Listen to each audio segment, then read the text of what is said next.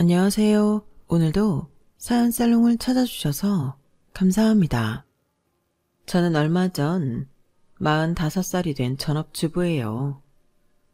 지금이야 집에서 편하게 있지만 사실 전 몸을 쓰던 사람이었어요. 요가 강사였거든요. 요가 강사가 되었다가 또 지금의 제 모습이 될 때까지 참 다사다난한 인생을 살았던 것 같네요. 그동안 정말 어디에라도 제가 그동안 겪었던 일들을 이야기하고 말로 풀어내면서 마음도 풀고 또 위로도 받고 싶다는 생각이 있었어요. 그래서 이렇게 사연살롱이라는 곳을 알게 되자마자 제 이야기를 적어내려가기 시작했답니다. 부디 제 이야기를 잘 들어주세요. 원래 저는 어려서부터 참 허약한 체질이었어요. 입이 짧아 한창 성장기일 때도 뭘 많이 먹질 못했고 태생적으로 근육이 안 붙고 빼빼 마른 몸이었죠. 그래도 어릴 때는 잔병치레 조금 하는 정도로만 고생을 했는데 성인이 되어 직장에 다니게 되니 늘 피곤함에 허덕이고 건강 적신호도 여기저기서 나타나게 되었어요. 그런 절 보고 주변 지인이 요가를 추천해 주었고 그게 제가 처음 요가를 시작하게 된 계기였습니다. 처음엔 10분만 지나도 땀을 뻘뻘 흘리고 죽을 만큼 힘들었는데 아무리 아리백이고 아파도 꾹 참고 3개월을 매일같이 나가니 몸이 달라지는 게 느껴지더군요. 그때부터 재미를 붙여서 열심히 하다 보니 전 몰라보게 건강해진 몸을 갖게 되었고 요가의 매력에 푹 빠지게 되었어요. 그래서 나중에는 요가 강사 자격증까지 따게 되었고 제가 오랫동안 배웠던 선생님의 추천으로 주말 강사로도 일해보게 되었죠. 처음에는 주말이나 평일 저녁 수업만 맡아서 하며 투잡 생활을 이어갔지만 강사 수입이 안정적으로 들어오고 저축한 금액이 꽤 쌓이게 되면서 저는 아예 회사를 관두고 전업 강사가 되었어요. 그때 절 강사로 일하게 해주신 원장님이 바로 처음부터 제게 요가를 가르쳐 주셨던 선생님이셨답니다. 새로 요가원을 오픈하게 되었는데 그곳에 강사로 데려가고 싶다고 하셔서 저는 이례적으로 프리랜서 전환을 하자마자 괜찮은 수입을 벌어들이게 되었죠. 그렇게 활기찬 인생의 이막을 펼치고 있을 때 남편을 만나게 되었어요. 세미나에서 자주 뵙던 분이 저와 대화를 나누다가 잘 어울릴 것 같다며 만남을 주선해 주신 것이었는데요. 저보다 1살 많은 나이에 대기업에 다닌다는 남편은 실제로 만나보니 야망이 대단한 사람이었어요. 제가 제 입으로 이런 말 드리긴 그렇지만 되게 좋은 회사에 다니고 있거든요. 저는 뭐든지 무조건 최고 아니면 안 된다는 생각이 강해서 취업이 조금 늦더라도 이 회사를 꼭 들어오고 싶었어요. 그래서 사실 연애할 때 조금 바쁠 수는 있을 것 같네요. 이거 참. 아, 네. 현진쌤한테 들었어요. 그 회사 업무가 엄청 힘들다고 들었는데 괜찮으세요? 물론 너무 좋은 회사라 복지도 엄청나고 급여도 많다고 들었어요. 실제로 그 회사 다니는 분을 처음 뵈서 신기하네요. 사람 사는 게 다 똑같죠. 저는 이 회사 좋아요. 아직 1년차 신입이긴 하지만 그래도 어떻게 들어온 회사인데 끝까지 버티려고요. 요즘 친구들 보면 다 해외여행이니 뭐니 하면서 세월 아까운지 모르더라고요. 돈 아까운 줄도 모르고 말이에요. 은정 씨는 어떤 삶을 지향하는 편이세요? 현재를 즐기는 게 중요한 스타일이세요? 아니요. 저도 광활한 스타일이 아니라서 오늘만 보고 사는 편은 아니에요. 원래 직장 다니다가 지금 이렇게 요가 수업하게 된 것도 처음엔 계속 투잡으로만 하려고 했었어요.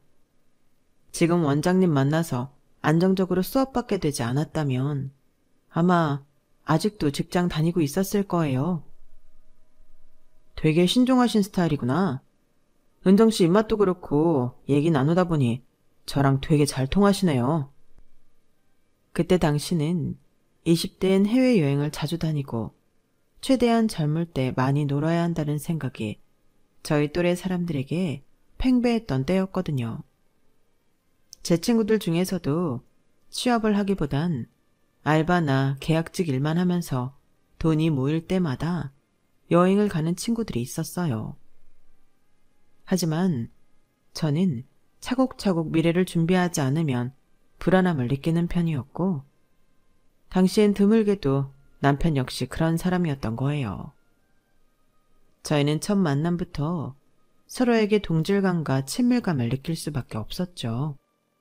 만나면 만날수록 남편은 미래를 체계적으로 준비해 나가는 듬직한 사람 같았고, 저는 그런 남편이라면 제 미래를 맡길 수 있겠다는 생각이 들었습니다. 저희는 사귄 지 8개월 만에 식을 올리고 부부가 됐어요.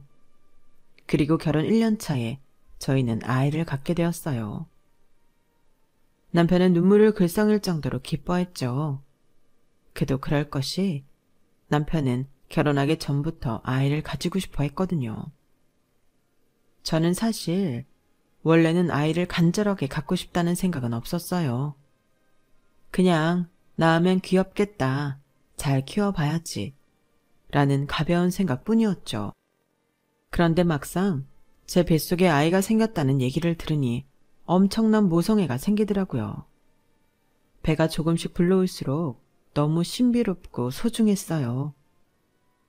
저와 남편은 하루하루 아이를 만나게 될 날만 고대하며 설레는 날들을 보내고 있었는데요. 불행은 예기치 못하게 찾아오더군요. 어느 날 갑자기 뱃속이 너무 잠잠한 거예요. 덜컥 불안감이 엄습한 저는 곧바로 산부인과로 달려갔고 청천벽력 같은 말을 듣게 되었죠. 유산을 했다는 겁니다. 저희 부부는 굉장히 큰 충격을 받았고 한동안 깊은 우울감에 빠져 살았어요. 밤에 잠도 제대로 못 잘 만큼 좌절감에 힘들어하는 저에게 남편은 먼저 다가와 위로의 말을 건넸습니다. 여보, 이제 기운 차리고 힘내자. 언제까지 이렇게 실패에 빠져 있을 수만은 없잖아. 다시 잘 노력해보면 이번엔 예쁜 아기를 얻을 수 있을 거야. 처음부터 우리한테 올 아기는 따로 있었는지도 몰라. 저는 남편 품에서 엉엉 울었어요. 그제야 저는 제 자신이 그전에는 그렇게 목 놓아 울지는 못하고 있었다는 걸 깨달았죠. 남편 역시 눈물을 흘렸고 그날 이후로 저희 부부는 다시 아기를 가지려 노력했어요. 하지만 그 다음도 또 그 다음도 저희는 계속해서 유산이라는 큰 슬픔을 겪게 되었답니다. 한 번 겪어도 힘들다는 유산을 3번이나 연속으로 겪게 되니 저는 말 그대로 몸도 마음도 만신창이가 되어 정신을 차릴 수가 없었어요. 여자로서의 자존감이 아니라 그냥 저라는 사람 자체에 대해서 자존감이 떨어지게 될 정도로요. 그런데 3번째 유산을 했을 때 제가 가장 크게 의지하던 사람이 갑자기 돌변해버리더군요. 바로 제 남편 말이에요. 남편은 더 이상 절 위로하고 안아주지 않았어요. 대신 절 원망하며 원색적인 비난을 퍼붓기 시작했죠. 아니, 2번이나 그런 실수를 했으면 이번에는 좀 각별히 주의를 했어야 하는 거 아니야? 실수라니, 병원에서 우리가 잘못한 부분은 없다고 그랬잖아. 당신 말은 지금 내가 잘못해서 이런 일이 벌어졌다는 거야? 그럼 내가 잘못했어? 나야 뭘 하려고 해도 할 수가 없는 몸이잖아. 내가 2번이나 그렇게 좋게 넘어가 줬으면 이번엔 당신이 제대로 관리를 했어야지. 뭐라고? 넘어가줘? 내가 병원에서 하지 말란 거 한 적 있어? 병원에서 하라는 거 안 한 거 있냐고. 하라는 그대로 따랐는데 이런 일이 벌어진 게 내 탓이라는 거야? 결과가 그렇잖아, 결과가. 이번에야말로 여자가 제대로 해내야 하는 일인데 가뜩이나 몸 쓰는 일 하면서 애가 무사하길 바래? 2번씩이나 유산을 했으면 이번엔 일을 줄여서라도 모든 집중을 쏟았어야 하는 게 맞잖아. 남편의 말에 저는 너무 큰 상처를 받게 되었습니다. 더 이상 목이 메어서 아무런 말도 할 수가 없었죠. 그 뒤로 남편과 제 사이는 영원히 틀어지게 되었어요. 시간이 흘러 그때 일이 바래지고 일상을 되찾아도 예전과 같은 사이로 돌아갈 수는 없었죠. 하지만 저는 여전히 남편을 싫어하지는 않았어요. 남편이 조금 심한 말을 뱉긴 했지만 남편은 남편 나름대로 심한 스트레스를 받고 있었거든요. 바로 직장에서요. 하필이면 가정이 크게 흔들리던 시기에 남편이 잘 따르던 부장이 사내 정치에 밀려 좌천된 거예요. 그 부장님은 저 멀리 지방으로 내려갔다고 했어요. 무슨 일인지 저는 정확히 알지는 못하지만 상황이 심각한 것 같더군요. 남편은 아직 서울에 있었지만 입사 동기들이 전부 승진할 때 혼자만 덩그러니 승진을 못하고 남게 되었어요. 그리고 결국엔 현장직으로 옮겨가게 되었죠. 남편은 오히려 지방으로 쫓겨난 것보다 승승장구하는 동기들을 보면서 자기만 혼자서 현장에서 일을 하는 걸 더 힘들어 했어요. 밤마다 잠도 설치고 괴로워할 만큼요. 저에게 말한 것 외에도 회사 생활에서 받는 스트레스가 꽤 컸을 겁니다. 대기업의 직장 내 괴롭힘은 차원이 다르더군요. 남편은 어떤 일을 겪는지 세세하게 말하진 않았지만 탈모까지 올 정도로 크게 스트레스를 받았어요. 서로 사이는 소원해졌지만 그래도 저는 남편이 술을 마시고 들어오거나 유달려 얼굴이 푸석해질 때면 걱정이 되었어요. 그래서 시간 날 때마다 도시락을 싸주거나 해장이 필요하면 아침마다 밥을 해먹이고 회사에 보냈죠. 정시간이 없으면 꿀물이라도 타줬고요. 살림은 자연히 제가 90%를 담당했고 남편은 주말에 한 번씩 설거지나 빨래를 하는 등 최소한의 일만 도왔지만 그걸 가지고 뭐라고 한 적은 한 번도 없었을 만큼 저는 남편을 위해 맞춰서 살았답니다. 그렇게 3년 정도의 시간이 흘렀고 남편은 드디어 사무실로 다시 복귀할 수 있었어요. 새롭게 줄을 잘 서는데 성공한 것인지 점점 얼굴이 다시 피더군요. 그때쯤 되어서 저희 부부 사이도 조금은 더 가까워지고 남편도 저에게 다시 조금씩 따뜻한 모습을 보이게 되었죠. 우리는 짧지만 두런두런 대화를 나누는 시간도 점차 길어졌고 다시 한번 조심스럽게 아이 얘기를 꺼내게 되었어요. 당시 제 나이가 30대 후반이었기에 저는 더 늦기 전에 지푸라기라도 잡는 심정으로 시도해보자는 생각이 들었죠.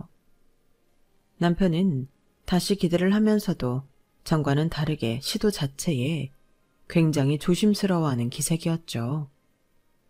사실 너무 큰 실패를 겪고 완전히 좌절했던 일에 다시 도전한다는 것은 생각보다 정말 어려운 일이었어요.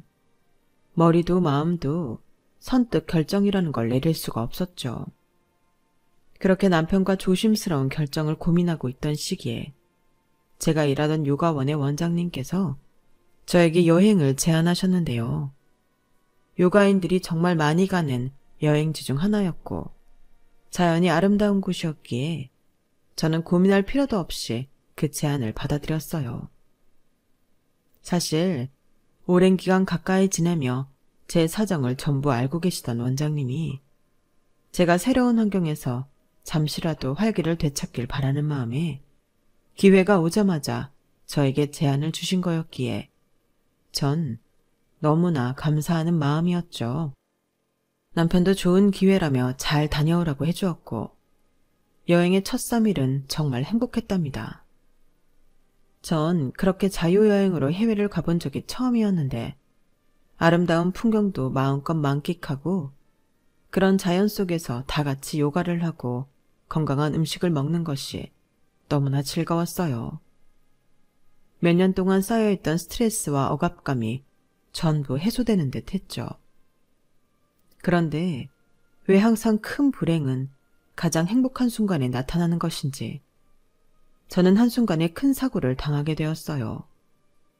숙소로 돌아가는 길에 가로등이 없이 핸드폰 불빛에만 의지하며 걷고 있었는데 그만 발을 헛디딘 겁니다. 그렇게 가파른 언덕도 아니었는데 하필이면 굴러떨어진 그 도로에 지나가던 오토바이에 치였고 저는 심각한 부상을 입고 말았어요. 한국이었으면 바로 119라도 불러 병원으로 달려갔을 테지만 해외에서 이런 큰 사고를 당했을 때는 어떻게 해야 하는지 막막하기만 했죠. 원장님의 비명소리를 끝으로 기억이 나는 건 잘 없네요. 조각난 기억 속에서 원장님이 눈물 범벅이 된 채로 절 부르던 모습과 현지 병원으로 이송되던 장면만 보였던 것 같아요. 저는 사고가 나고 한참 뒤에야 한국으로 옮겨졌고 그제서야 제대로 된 수술을 받을 수가 있었어요. 하지만 이미 시간이 너무 많이 지나버린 뒤였기에 결국 평생 다리를 쓸 수 없다는 절망적인 소식을 듣고 말았어요. 친정엄마가 억장이 무너지는 얼굴로 의사 선생님께 매달려 봤지만 그런다고 달라지는 건 아무것도 없었어요. 해외에서 사고가 난다는 게 얼마나 무서운 일인지 그동안 살면서 모아두었던 재산이 거의 다 거덜났고 몸은 불구가 되어버리더군요. 새하얗게 질린 얼굴로 병원과 회사만 오고 가던 남편도 그때 무너지고 말았죠. 그때까지 시종일관 제 손을 잡아주던 남편은 하반신 마비라는 말에 의자에서 튕기듯이 후다닥 일어나 의사에게 재차 물었어요. 그럼 아이도 못 가지게 되는 건가요? 그거야 조금 더 상태가 호전된 뒤에 살펴볼 일이죠. 당장 수술 경과가 다 나온 것도 아니고. 수술 경과가 좋으면 가능은 하다는 건가요? 하반신 마비인 환자분이더라도 임신이 가능한 경우들이 있어요. 하지만 지금 아내분은 그것보다는 회복이 우선입니다. 척추랑 골반이 망가지신 거기 때문에 지금으로선 저희가 어떻게 말씀드릴 수가 없네요. 그 말을 끝으로 나가려던 의사는 남편을 한 번 더 돌아보며 아이 문제가 급한 게 아니라 아내분 회복이 최우선이세요. 절대 무리하면 안 됩니다. 라는 말을 덧붙이고 나갔어요. 하지만 그 말은 남편에게 아무런 효과가 없었습니다. 그 순간을 기점으로 남편이 절 보는 눈빛이 완전히 달라졌거든요. 남편은 더 이상 제 손을 잡지도 절 안타까워하지도 않았죠. 제가 회복을 마치고 제 화를 끝내는 동안 남편은 먼저 말을 건네는 법이 없었고 제가 말을 걸어도 늘 단답형으로만 대답을 했어요. 긴 치료 끝에 병원에 올 때 남편은 그래도 미련을 버리지 못해 저를 데리고 산부인과를 갔지만 끝끝내 임신이 힘들 것이라는 답변을 듣게 되었어요. 사실 저도 굳이 이런 몸으로 아이를 낳고 싶은 마음은 없었는데요. 당시 저는 두 다리를 잃은 것만으로도 좌절감이 너무나 큰 상태였기 때문에 임신과 출산, 그리고 육아라는 큰 책임감이 필요한 일은 할 수 없을 거란 생각이 있었거든요. 실제로 의사들도 대부분 말리는 눈치였고요. 제 몸 하나 챙기기 어려운데 새 생명을 위한 희생까지 하는 건 불가능해 보였죠. 그래서 산부인과까지 다녀온 이후에 남편에게 더 이상 아이를 낳고 싶지 않다고 말했어요. 설령 낮은 확률로 아이를 가질 수 있다고 해도 시도조차 하고 싶지 않다고요. 남편은 한참 동안 절 말없이 쳐다보더니 이내 알겠다고 했죠. 그리고 그 이후로 남편은 더 이상 아이 얘기는 꺼내지 않았습니다. 모든 치료가 끝난 뒤 저는 휠체어를 타고 집에 돌아왔고 그때 이후로 진짜 지옥 같은 나날을 보내게 되었어요. 더 이상 하던 일을 할 수도 집 밖에 혼자 나가기도 어려워진 저는 하루 종일 집에 혼자 있게 되었는데요. 아무런 할 일 없이 매일같이 침대나 휠체어에만 앉아있으니 온갖 나쁜 생각만 머릿속에 가득 차더군요. 병원에 있을 때나 가족들과 있을 때에는 그래도 간간히 사람들이 말도 걸고 치료받으러 오가며 할 일이 있었는데 그런 일 자체가 사라지니까 억지로 눌러놓았던 좌절감과 우울감이 전부 터져나오더군요. 화장실을 가고 커피를 마시고 거실에 나가고 집 앞 마트를 가는 등 전에는 당연하게 하던 것들을 이제는 완전히 처음부터 다시 익혀나가야만 했으니까요. 달라진 신체로 산다는 게 이런 의미구나 라는 걸 저는 매 순간 피부로 깨달으며 많이 울고 또 많이 힘들었습니다. 그런데 제가 집에서 그런 힘든 시간을 보내는 동안 남편은 저를 철저하게 외면했어요. 혹시 모를 비상 상황을 예방하기 위한 홈캠만 거실에 하나 덩그러니 설치해두고 애완견만도 못할 정도로 절 방치해버렸죠.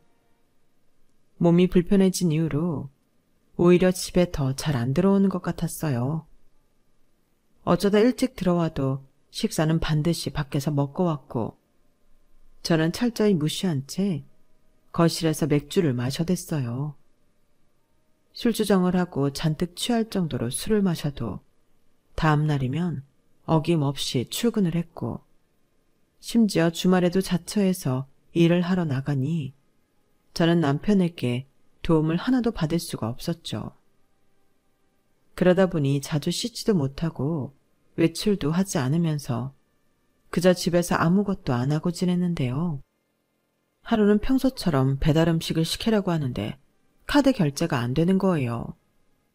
사고 이후로는 쭉 남편 카드를 사용하고 있었기 때문에 저는 남편에게 연락해서 점심을 시켜 먹으려고 하는데 결제가 안 된다고 말했어요.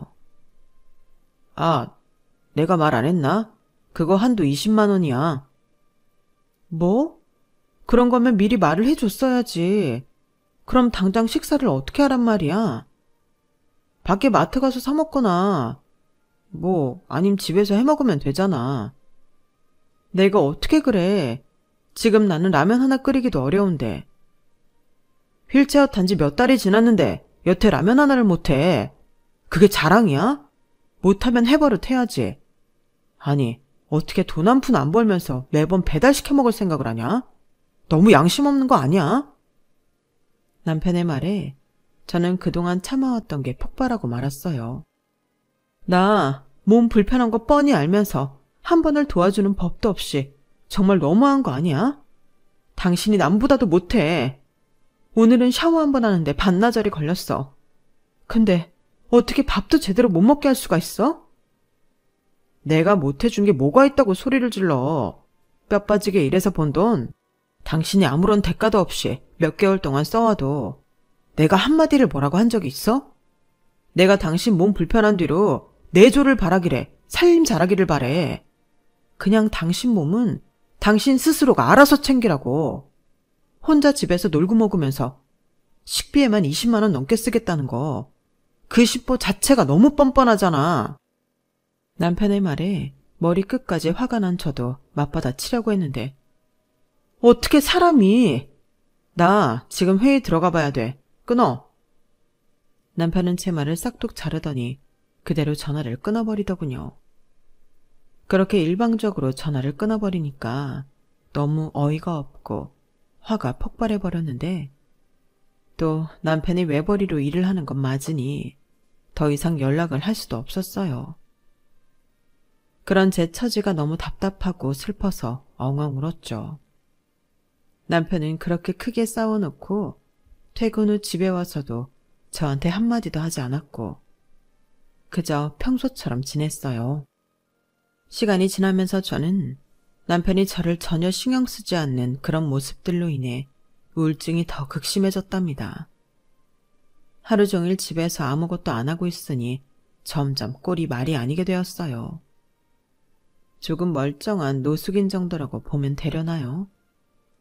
그러다 보니 명절이고 생일이고 뭐고 친정 가족들한테도 친구나 지인에게도 아무에게도 연락을 안 했죠. 왜 이렇게 힘들게 아등바등 살아야 하는지 모르겠다는 생각을 하루 종일 했어요. 그러다 보니 어느 날은 번뜩 이러다가 정말 제 자신이 위험한 행동을 할지도 모르겠다는 무서운 생각이 들더라고요. 그날은 갑자기 왜 그런 생각이 들었는지 모르겠네요. 어쨌든 저는 살아야겠다는 생각이 들자마자 본능적으로 남편에게서 벗어나야겠다고 생각했어요. 저는 몸부터 씻고 깨끗한 옷으로 갈아입기 시작했고 그 다음날 큰맘 먹고 외출을 해서 이혼 서류를 꾸며왔습니다. 그리고 저녁에 남편이 돌아오자마자 이혼 서류를 내던졌어요. 남편은 의아한 표정으로 종이를 집어들더니 그게 이혼 서류라는 걸 알아차리곤 하! 하고 기가 차다는 듯이 한숨 섞인 짜증을 냈죠. 이게 뭔데? 지금 뭐 하자는 건데? 보면 몰라? 뭐 하긴 뭐해, 이혼하자는 거지. 당신, 지금 당신이 무슨 소리를 하고 있는 건지 알기나 해? 이혼? 이게 그동안 참아주니까 아주 기고만장. 누가 자기 아내한테 당신처럼 굴어. 내가 이렇게 휠체어 타고 아이도 못 낳는다고 걔만도 못한 취급을 하고 있잖아. 당신은 나랑 결혼생활 계속하려고 이따위로 구니? 내가 싫어서 발악하는 거 아니야? 그러니까 소원대로 이혼해 주겠다고. 당신 이렇게까지 세상 물정 모르고 순진한 인간이었어? 아니면 집에만 있다 보니까 지능이 떨어지기라도 한 거야? 이여편네야, 이혼도 돈이 있어야 하는 거야. 하, 참나.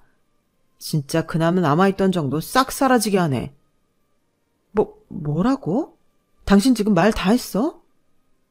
남편은 이혼 서류를 한 손으로 사정없이 구겨버리더니 집어 던지며 말했어요. 나니까 당신 이 지경이어도 데리고 사는 줄이나 알아. 이딴 짓거리 버릴 생각하지 말고 얌전히 지내. 알았어? 이혼도 돈이 있어야 하는 거라고. 알아들었어, 이 여편네야. 그런 남편이 더 이상 인간 같지도 않게 보여서 저는 온몸이 부들부들 떨릴 정도로 치가 떨렸죠.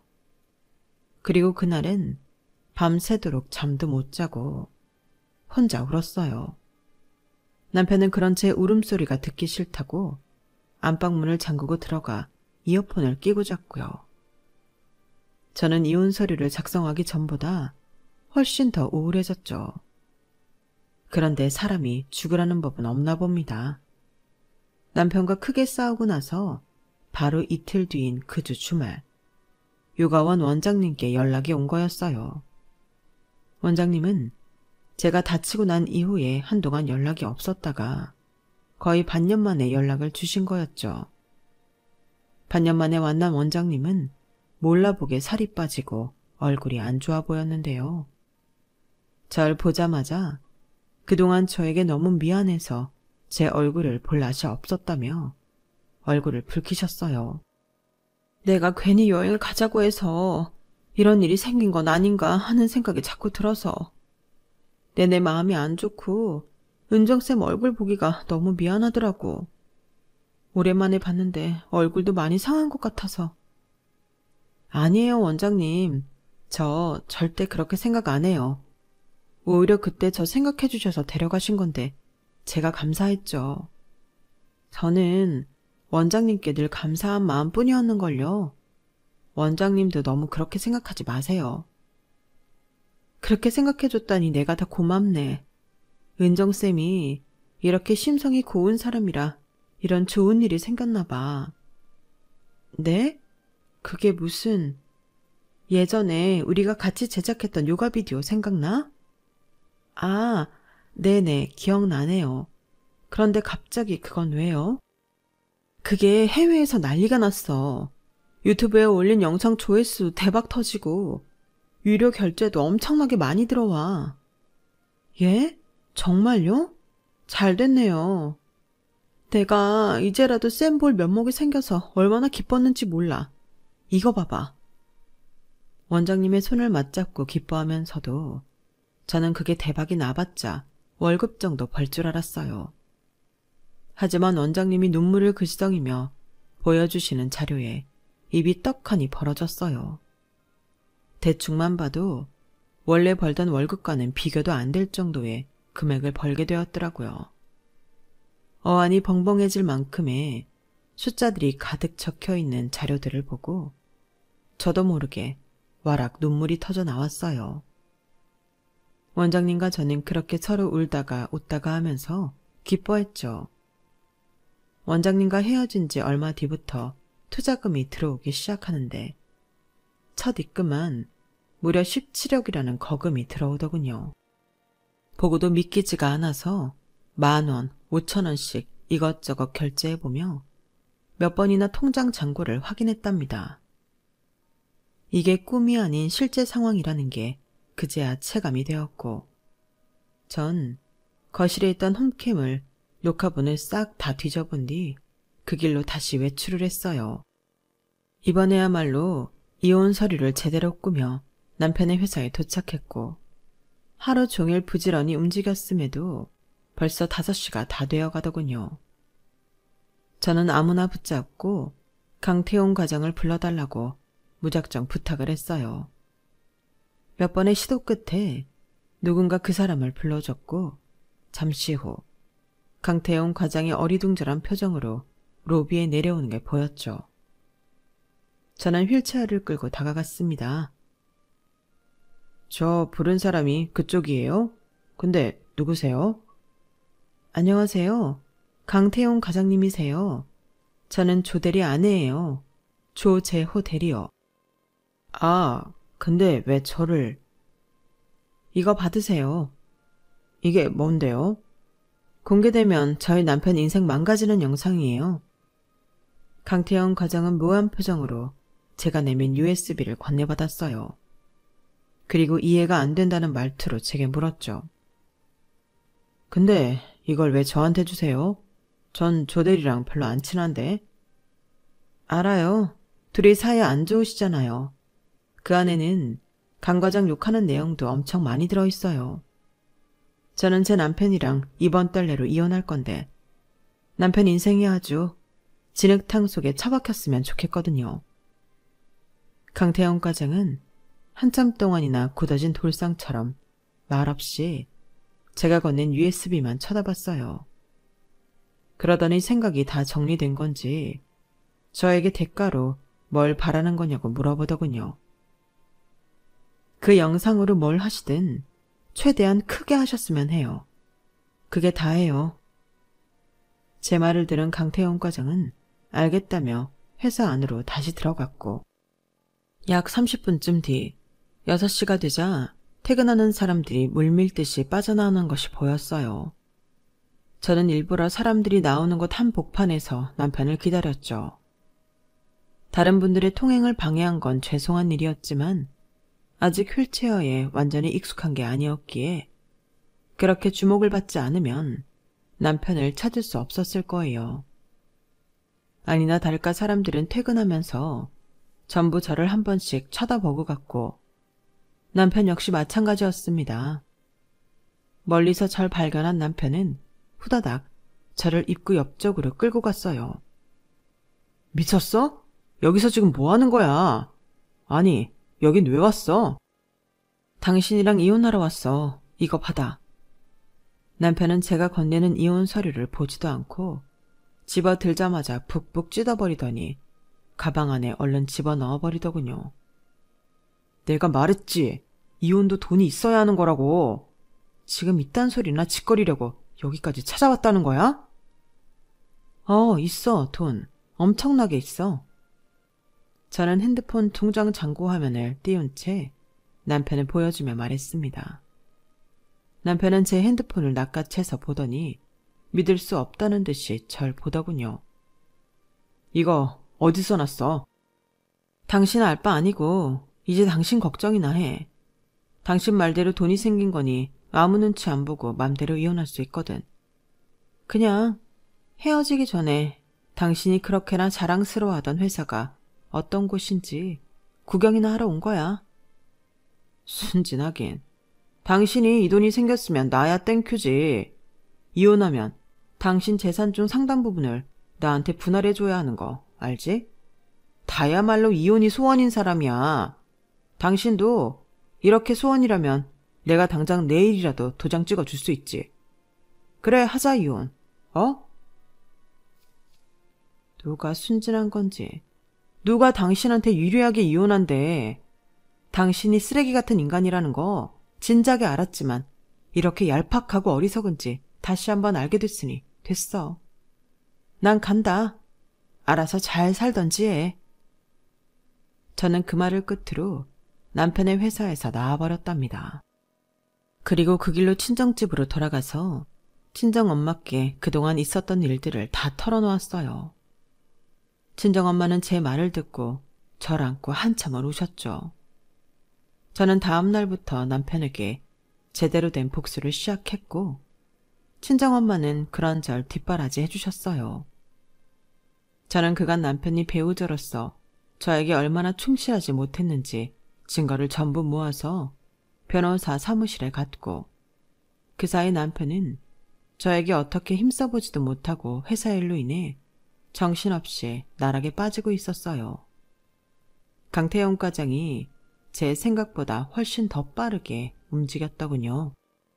제가 강태영 과장에게 넘겼던 USB에는 남편이 거실에서 술을 마시고 취할 때마다 하던 회사 사람들 욕과 어렵게 줄을 잘 섰다던 그 상사에 대한 욕, 그리고 직원들에 대한 성적 발언까지 전부 담겨 있었거든요. 그게 회사 인트라넷에 오픈이 되자 회사는 발칵 뒤집히고 말았죠. 회사 내에서 남편은 엄청나게 질타를 받고 성희롱 신고까지 당하게 되었고 얼마 지나지 않아 해고 통보까지 받게 되었답니다.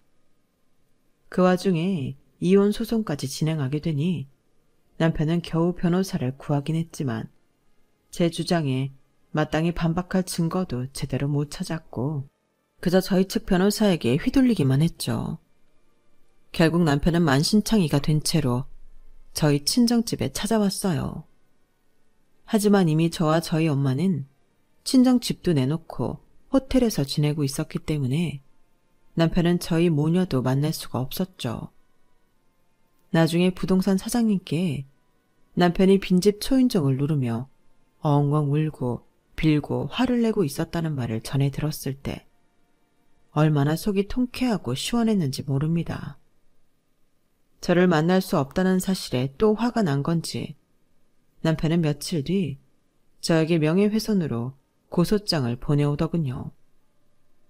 변호사를 통해서 그 사실을 알았는데 전 그때 남편이 한 말 중 적어도 하나는 정말 맞는 말이라는 생각이 들었어요.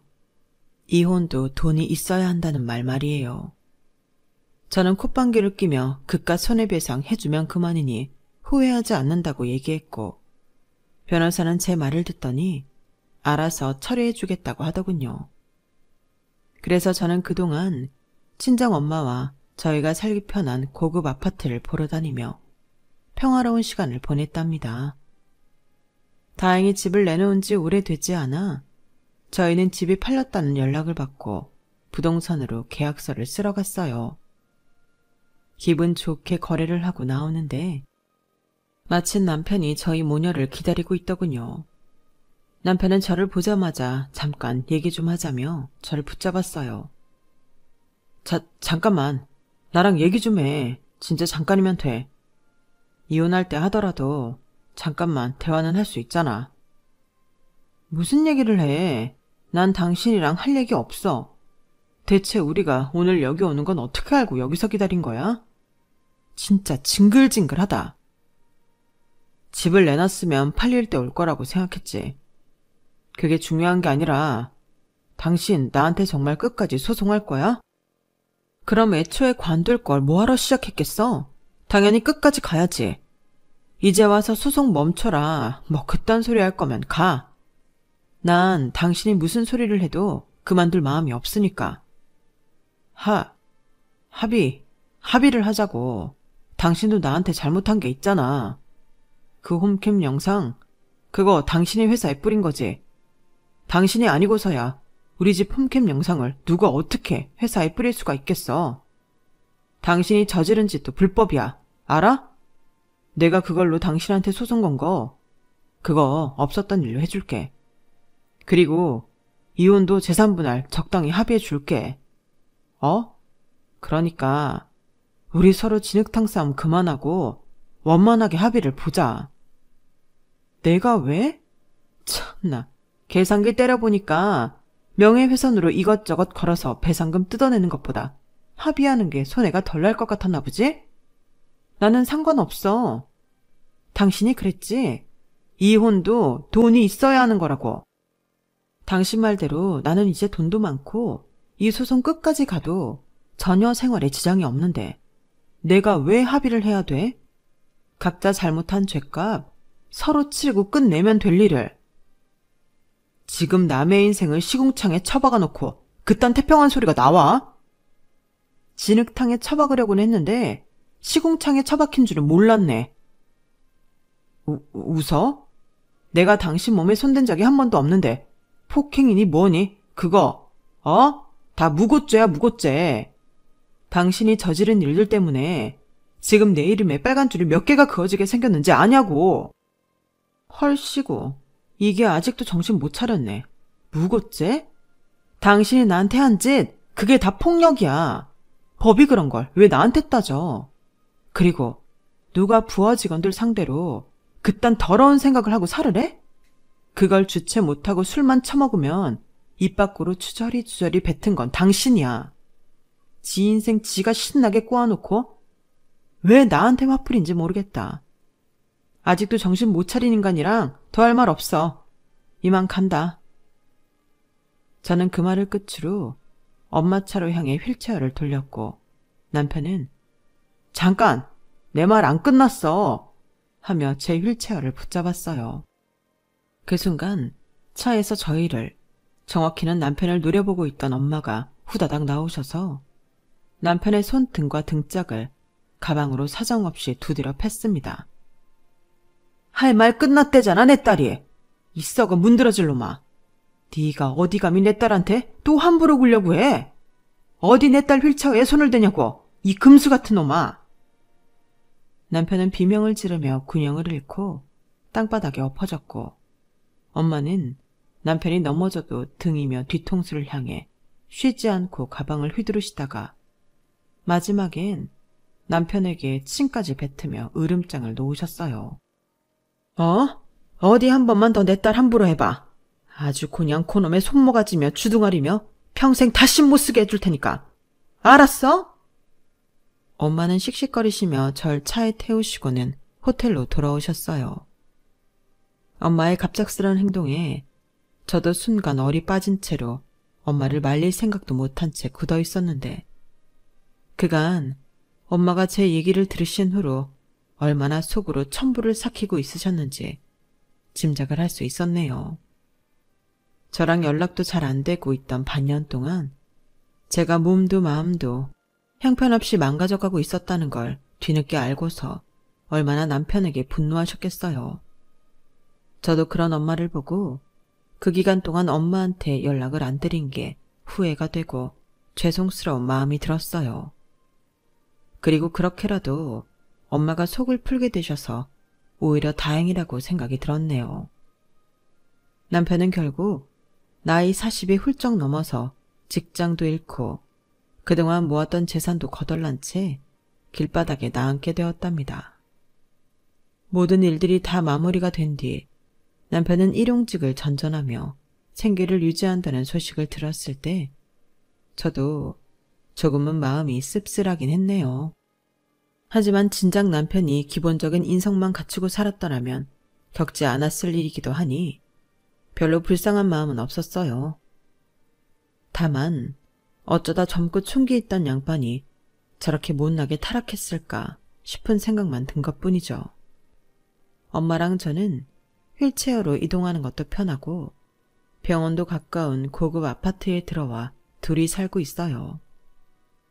제가 원장님과 제작했던 요가 비디오는 점점 더 잘 되어 분기별로 억대의 금액이 들어오고 있고 저희는 추가로 다른 헬스 사업을 진행하려고 힘쓰고 있답니다. 아마 내년쯤에는 새로운 사업을 본격적으로 시작하게 될 것 같네요.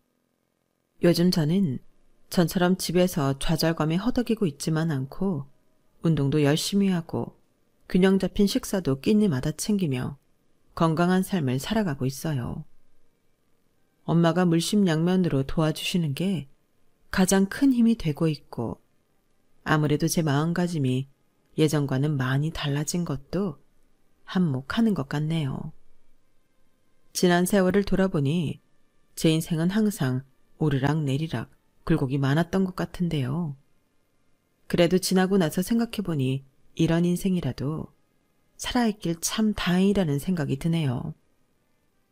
한참 정신적으로 안 좋았을 때 홧김에 위험한 행동을 하지 않아서 얼마나 다행인지 몰라요. 그리고 그렇게 굴곡이 많았던 인생 가운데에 저희 남편처럼 반인륜적인 악행을 저지르지 않았다는 것도 참 다행이라는 생각이 드네요.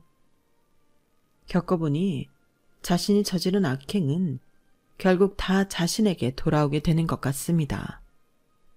저는 앞으로도 지난 일을 교훈 삼아서 선하게 살아가려고 노력할 거예요. 지금까지 제 이야기를 들어주셔서 감사합니다. 저에게 응원도 많이 주시고 들어주신 모든 분들 건강하시고 부자 되세요. 여러분, 사연 댓글에 응원과 현명한 조언 부탁드려요. 좋아요와 구독은 저에게 큰 힘이 됩니다. 오늘도 좋은 일 가득하세요.